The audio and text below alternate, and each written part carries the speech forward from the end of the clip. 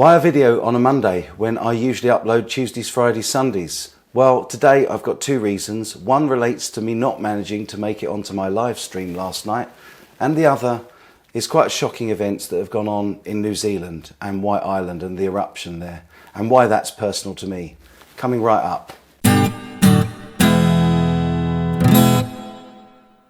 I'm really sorry that I didn't get onto my Sunday live stream yesterday. As you know, since I've been working for myself, I do quite a lot of freelance theatrical work. And last night I was on the sound desk of a tech and dress rehearsal, and I didn't get back until Ben Coombs was already streaming, plus the fact I was really tired.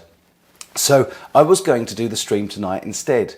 But given the current events that have happened today, I've decided to delay that until tomorrow. So I'll go live 9 PM Tuesday, and I'd love to discuss what you think about the new name of the channel.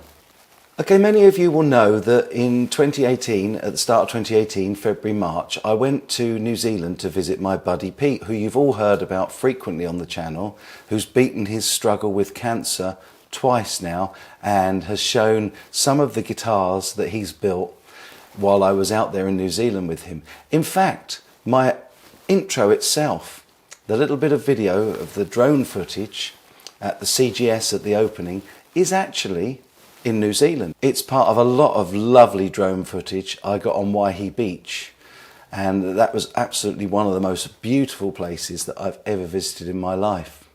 I had lots of great experiences while I was in New Zealand and visited some incredible places. And one such place was White Island in the Bay of Plenty. And we took a day boat trip out to see this active volcano. It was an experience that I will never forget. Before you go on this trip, you are required to sign a disclaimer to say that you understand that you are going out to visit an active volcano, and that the activity in that volcano does pose some risk to your health and to your life, in fact. And so it is with full knowledge that you go out to visit this place, and it's not until something like what happened today occurs that it truly brings home to you the risk that you're taking. It's a complete volcanic island, so it is just one big, huge crater in the middle of the ocean.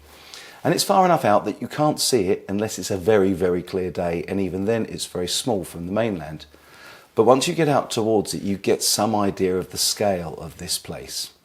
You can take a boat trip, or you can take a helicopter ride, which is a lot quicker obviously, and you can fly around and indeed even land inside the crater. I've got some footage here of a helicopter, I'm sorry that it's such bad footage, of a helicopter inside the crater, which I include to give you some perspective on just how big this island and this crater is. When you go by boat, you arrive and you dock some meters away from the shoreline, because obviously under the waterline it's very jagged and it's not safe for boats to go in. You then go in trips of 4 or 5 in inflatable ribs up to the dock, and then you collect in groups of 20 to 30 and you get a guided tour of the island. I wanted to share with you some of my footage that I've never shared on my channel before of my trip to White Island, just so that you get a feel and get some perspective on exactly just how this island is, and also it gives you some idea of how inhospitable and dangerous this terrain is. As we were walking around, our guides, who were lovely, lovely people, advised us to be really careful where we trod, because there are always mounds, pressure mounds, appearing on the surface where hot air bubbles up underneath the crust and causes the whole of the ash ground to raise into these hot thermal outpourings and bursts through the surface sometimes to make massive crater holes in the surface of the volcano.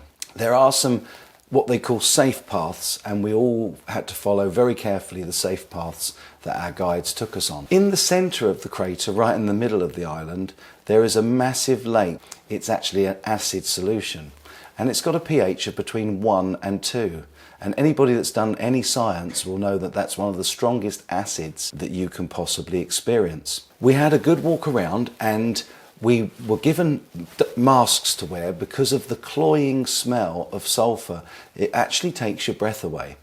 Now, I chose to experience that and not to wear the mask, but it did mean that my mobility was very much restricted and I really couldn't move around very fast because you got out of breath as quickly as you do if you've ever experienced the air at high altitude. We walked around and we were given the tour, and there were some beautiful sights to see, and it was amazing to me how much steam and smoke and sulfur fumes were coming out of the ground all of the time. Now, this volcano is visited year round, and people often experience mud ejections and explosions on the island, and in perfect safety. However, it's always at the back of your mind that something like today's events could occur. This is the point where I'm going to show you what happened this morning. This footage from one of the boats leaving the island shows just how much of the island was engulfed with volcanic ash and dust and smoke. There's also a permanent webcam located on the rim of the volcano, and I'm going to show you that now from the eruption today. Now, the eruption today is believed just to be a blowing off of the top surface of ash, but that's still ejected ash up to 1,200 meters into the air above the volcano. And this footage shows just how quickly that occurred. There was an eruption in 2013 as well, and I've got some footage of that to give you some idea of what occurred today. It really has been a sobering thought for me to wake up this morning to this news and to see some of this footage and realise exactly where I had been.